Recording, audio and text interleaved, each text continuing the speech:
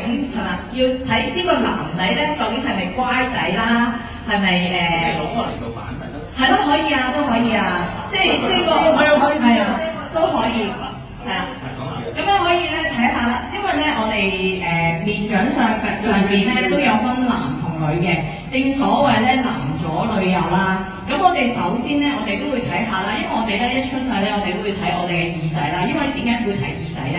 因為耳仔嗰個輪廓咧就好似我哋嘅啱啱出生嘅，即係一個胚胎咁嘅形狀啦。咁男左女右嘅，一般情況咧，男性咧我哋就會咧由耳仔起步去講起啦。咁係由1至到7歲啦，跟住咧8歲咧到14歲咧都係睇我哋耳仔嘅一個面相嘅。咁如果你話我想分析一個男性係咪一個乖仔啊，係咪一個孝順仔啊，或者係咪一個好愛屋企嘅一個男仔咧，就要睇下佢嗰隻耳仔啊，有幾緊貼佢嘅耳背咧，要幾緊貼佢嗰個頭部啦。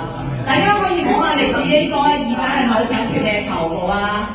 咁如果啲人兜風耳咪即係？咁一陣間咧，我會講呢個 case 咧係一個咧係大家都公認嘅絕世渣男嘅。